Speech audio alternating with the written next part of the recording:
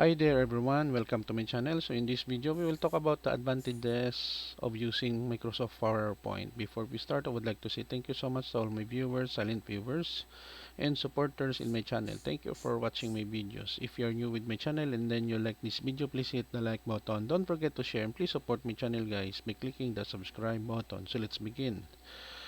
Our content for today is provided to us by jabatpoint.com. Thank you so much Jabatpoint for allowing us to use this content. So advantages of Microsoft PowerPoint. Number one, it is practically everywhere. Put your PowerPoint presentation on a USB flash drive or any cloud storage program and you can access it anytime.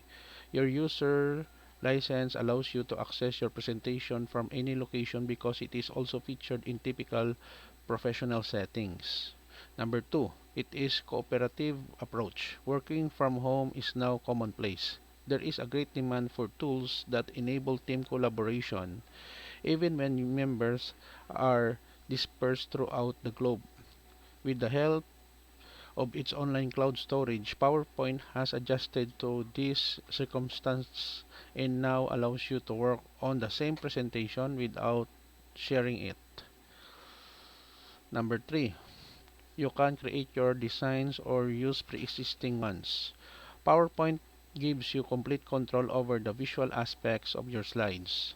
You can have the option to add your style to your presentation. You may design the idea presentation for yourself because it is simple to alter and experiment with the elements provided by this software. Additionally, the software includes themes for aesthetically appealing presentations and for individuals who desire a rapid and attractive design. Additionally, PowerPoint will inspire you with design suggestions for your slides using the images and other components you choose. You can set the typeface, graphics, or logos and other slide preferences if you customize the master slide for them. The top slide in the thumbnail pane on the left side of the window is the master slide. Number 4, several uses. Okay, so according to them, for Java Point, our founder previously referred PowerPoint as a flexible and insightful tool. This is because this software can be used to create flyers, marketing materials, gifts, movies, CVs, and other types of materials in addition to presentations, but it is most famous for them. So in this website, they were able now to utilize Microsoft PowerPoint for social media updates, PowerPoint infographics, and client presentations are all done. Number 5,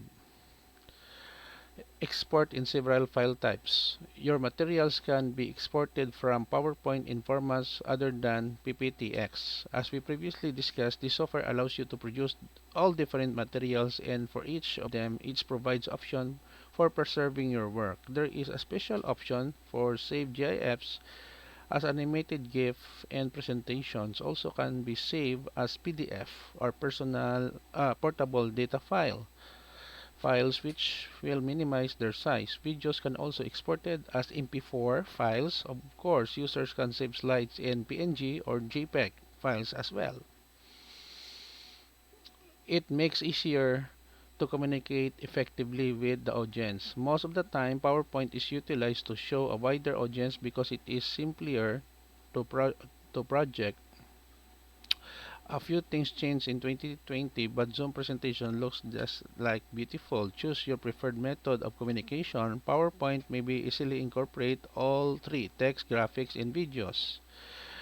Number 7, you can incorporate multimedia types. In PowerPoint, images are crucial. Images and videos can help you clearly and captivatingly communicate your point in any presentation. You can insert music or use simple noises to achieve the desired effect. Utilize this tool to the fullest extent by exploring all of its features.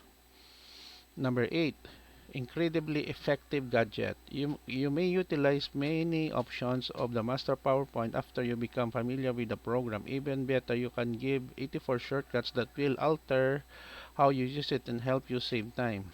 Number 9, it is usable by all user categories.